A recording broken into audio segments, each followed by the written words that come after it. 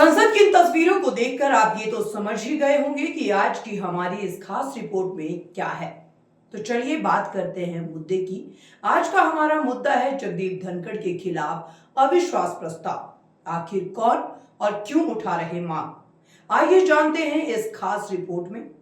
दरअसल जब से संसद के शीतकालीन सत्र की शुरुआत हुई है, तब से संसद की कार्रवाई हंगामे के साथ शुरू होती आई है। फिर बात प्रश्नकाल की हो या फिर किसी विषय पर भी चर्चा की हो, कभी अडानी के नाम पर तो कभी अमेरिकी कारोबारी जॉर्ज सोरोस के नाम पर संसद में सियासी संग्राम हो रहा है।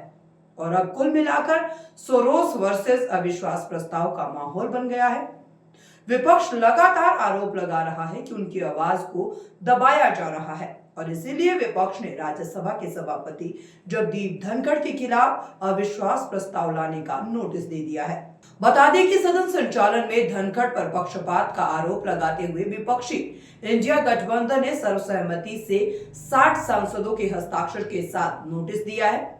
72 साल में पहली बार किसी सभापति के खिलाफ अविश्वास प्रस्ताव आया है। शीत सत्र के दौरान सत्ता पक्ष ने सांसदों को अवसर देने और विपक्षी सांसदों की अनदेखी को लेकर समूचा विपक्ष धनखड़ के खिलाफ एकजुट हो गया है। इंडिया गठबंधन के राज्यसभा के करीब 60 सांसदों के हस्ताक्षर युक्त अविश्वास प्रस्ताव मंगलवार को राज्यसभा महासचिव को सौंपा गया।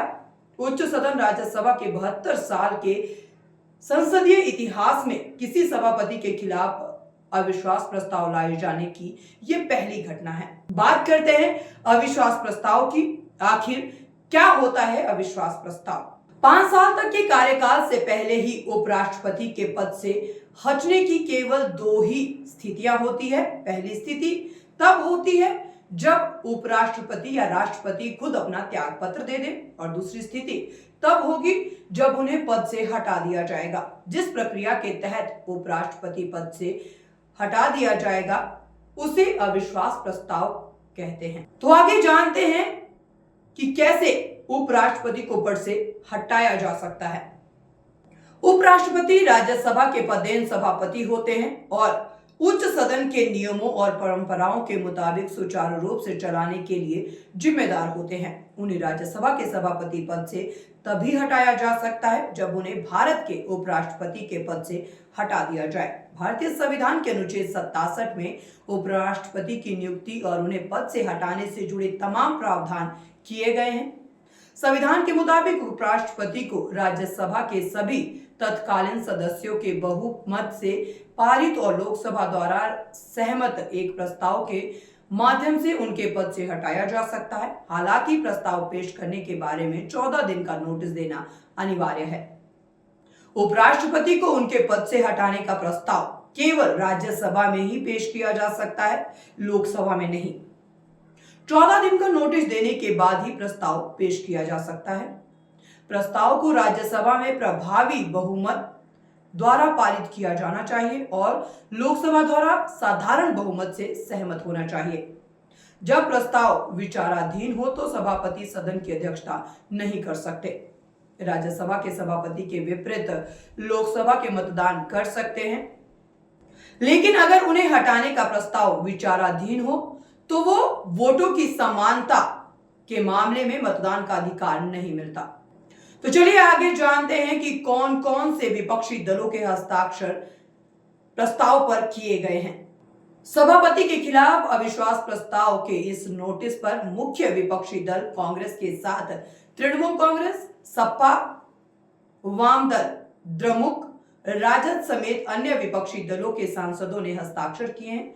राज्यसभा में कांग्रेस के मुख्य सचेतक जयराम रमेश और पार्टी सांसद नसीर हुसैन ने अविश्वास प्रस्ताव का ये नोटिस राज्यसभा के महासचिव पीसी मोदी को सौंप दिया। उपराष्ट्रपति जगदीप धनखड़ पदेन राज्यसभा के सभापति है, ऐसे में उन्हें हटाने के लिए विपक्षी दलों ने संविधान के अनुच्छेद 67 बी के तहत ये नोटिस दिया है। आगे बात करते हैं नंबर गेम की। राज्यसभा और लोकसभा का नंबर गेम क्या है? राज्यसभा के सभापति देश के उपराष्ट्रपति होते हैं, इसीलिए उन्हें हटाने के लिए दोनों सदनों में साधारण बहुमत की जरूरत होती है। लोकसभा में अभी 543 सदस्य हैं, जहां सत्ता पक्ष के पास कुल 293 सांसद हैं। विपक्ष को 249 सांसदों का समर्थन प्राप्त है, जो 272 के बहुमत के आंकड़े से करीब 23 कम है। सत्ता पक्ष के समर्थन में जो भी दल आए हैं, उनमें से किसी की भी नाराजगी की खबरें नहीं है। ऐसे में लोकसभा में शायद ही धनखड़ के खिलाफ प्रस्ताव पास हो सके। बात राज्यसभा की करें तो राज्यसभा में वर्तमान में एनडीए गठबंधन के पास पूर्ण बहुमत है। विपक्ष 100 के आंकड़ों के करीब है। राज्यसभा में अभी भी मनोनीत सांसदों के 4 पद रिक्त है। वहीं 6 सीटों के लिए उपचुनाव हो रहे हैं, जहां 5 पर एनडीए की जीत तय है। राज्यसभा में कुल 245 सदस्य होते हैं, जहां बहुमत के लिए 123 सदस्यों की जरूरत होती है। अकेले बीजेपी के पास 95 सदस्य है, जेडीयू के पास 4 सदस्य हैं, 6 मनोनीत सांसद है, जो कि आमतौर पर सरकार का ही समर्थन करते हैं। कुल आंकड़ों को अगर देखा जाए तो अभी एनडीए के पास 125 सांसदों का समर्थन है और इसके अलावा बीजेडी के 7 और वाईएसआर के 8 सांसद ऐसे हैं जो इंडिया गठबंधन के विरोध में रहते हैं। वहीं इन आंकड़ों से ये साफ है कि विपक्ष के पास पूर्ण रूप से महाअभियोग के लिए समर्थन नहीं है। तो ऐसी ही तमाम बड़ी खबरों को देखने के लिए बने रहें हमारे साथ, क्योंकि खबर के हर चौराहे पर आपको मिलेगा पोस्टमैन सत्य के संदेश के साथ। जय हिंद, जय भारत।